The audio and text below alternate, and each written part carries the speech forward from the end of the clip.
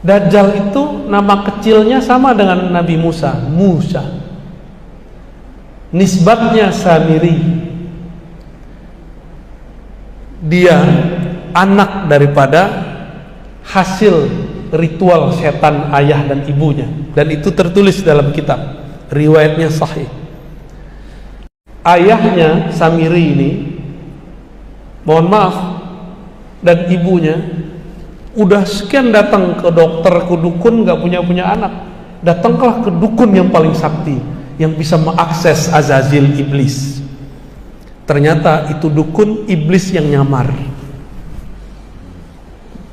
Sampai sekarang iblis bisa nyamar, Pak. Bisa nyamar. Bisa nyamar jadi orang, bisa meminjam lidah orang. Apa kata si dukun? Kalau engkau pengen punya anak, maka lakukanlah, mohon maaf, hubungan suami istri di kuil berhala. Jadi ada dulu kuil, di situ berhala semua, tapi sudah nggak ada orang yang berkunjung. Maka datanglah dia suami istri ke sana, karena malu setiap hari ditanya, kapan kau punya anak? Hah? Mandul. Perempuan digituin stres gak? Ditanyain kapan kau punya anak aja udah stres. Apalagi dibilangin mandul. Ayolah bang, carilah dukun bang. Dapatlah dukun setan. Akhirnya mereka melakukan ritual, tapi dikasih amalan-amalan iblisiah. Dilakukanlah hubungan suami istri di situ.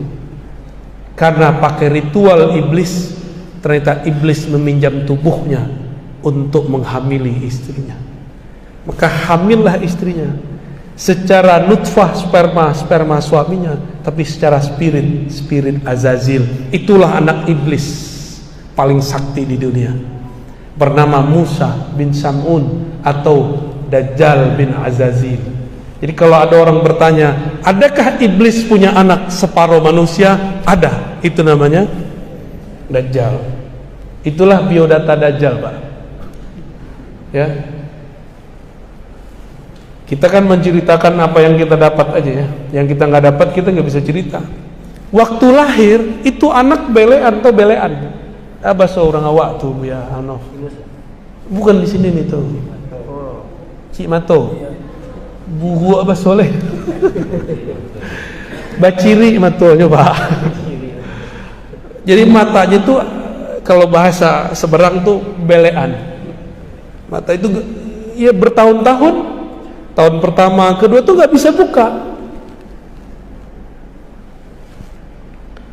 Skenarionya mirip seperti dulu Banul Jan terjadi kiamat pertama bangsa jin di bumi. Allah kirimlah Jibril untuk menyelamatkan Azazil. Kejadiannya mirip, cuma bedanya ini bukan kiamat. Di negeri Samara, tempat Samiri lahir, terjadi banjir besar. Allah kirimlah Jibril bersayap 360 kanan, 360 kiri. Cepatnya bukan main, selamatkan anak Azazil. Ini skenario Allah semua, ini Allah semua yang ngatur, Pak. Jadi kita senyum-senyum aja, ini Allah yang atur semua. Ya, Allah lagi buat drama akhir zaman. Nah, lolos nggak nih? Ikut kalut atau waras? Diambillah tuh anak, nggak ketahuan ayahnya kemana. Maka Samiri sampai hari ini dia nggak tahu ayahnya di mana dan dia masih meyakini ayahnya hidup. Dibawalah ke suatu pulau seperti dulu ayahnya Samiri, ayah batinnya yaitu iblis, dididik oleh Jibril, diajarkan zikir. Bedanya kalau dulu Azazil diizinkan zikir di langit 1, 2, 3, 4, 5. Tapi pintu langit kan sudah ditutup kecuali untuk Nabi Muhammad sallallahu alaihi wasallam. Maka Azazil, anak Azazil bernama Samiri ini dilatih Ismul A'zam, Al-Ismul A'zam. Jadi Samiri ini bisa sakti karena Allah kasih nama lewat Sayyidina Jibril alaihis sakti dia, Pak. Binatang aben bisa tunduk sama dia. Sihirnya mirip-mirip dengan aslinya. Maka dialah rajanya Sahara, ya, orang-orang ahli sihir itu dia rajanya. Ini kok kayak asik didongengin, Pak? Ini bukan dongeng, Pak, ini asli. Ini cerita asli yang saya ceritakan. Setelah bertahun-tahun, kira-kira umur 7, 8, 9, 10, kita tidak bisa memastikan di riwayat itu, barulah si Samiri matanya kebuka bagian kiri. Yang kanan sampai sekarang until now masih baciri. Masih ada disabui ya. Masih belean, Pak, sampai sekarang. Bagian kanan. Jadi bukan seperti yang dibayangkan orang satu mata. Itu imajinasi seniman. Apalagi matanya di tengah. Itu kalau di Songgoku namanya, Pak. Oh, yang tahu nih Bang Mukla nih. Tenshinhan ya namanya. Nggak tahu lah namanya apa itu. Itu imajinasi, Pak. Jadi matanya tetap dua. Itu nanti jadi alamat bagi orang yang faham, karena Samiri ini bisa nyamar jadi muka Habib dia, bisa nyamar jadi muka kiai, nggak kelihatan. Tapi saya melihat dalam beberapa pergerakan itu dia muncul bayang-bayangnya, Pak. Matanya mirip. Karena saya pernah bermimpi diizinkan Allah ketemu Dajjal. Entah imajinasi, entah asli. Tapi itu yang saya lihat. Di suatu pulau, persis seperti yang dikatakan hadis. Mungkin karena kita baca hadis, cinta kepada Nabi, tasdik kepada Rasul, Allah perjalanankan secara rohani ke tempat itu. Jadi diizinkan Allah pas saya ngelihat, tapi dalam mimpi. Itu masalahnya begitu, Bapak gak usah percaya amat memimpi saya. Cuma bagi saya cukup ini kabar dari Allah Subhanahu wa ta'ala. Karena ada hadis la tabqa minal mubasyarat, kabar gembira. Cuma kabar gembira nggak boleh dijadikan sandaran. Tidak tersisa di akhir zaman kecuali mimpi yang baik. Ini mimpi ketemu Nabi aja belum ya, ketemu Dajjal, pengikut Dajjal antum ntar. Mimpi ketemu Nabi dulu, banyakin dulu sholawatnya ya. Setelah 9 atau 10 tahun matanya baru kebuka, baru dia bisa jalan. Tadinya dia juga susah jalan, Pak. Karena dia anak Azazil. Azazil itu Allah izinkan nggak tubuhnya kekal di bumi sampai kiamat. Jadi separuh dirinya itu kekal, Pak. Maka Samiri ini matinya ntar ya di akhir zaman ini harus ada yang bunuh dia kalau dia nggak mati-mati. Dan yang Allah takdirkan untuk membunuhnya itu adalah Nabiullah Isa. Azazil punya anak tadi Samiri. Samiri itu lahirnya diperkirakan di zaman Nabi Musa atau sebelumnya. Di zaman Nabi Isa berarti dia sudah ada atau belum? Nah, ini kita kasih tahu, Pak. Yang membuat konspirasi penyaliban Nabi Isa itu dia orangnya.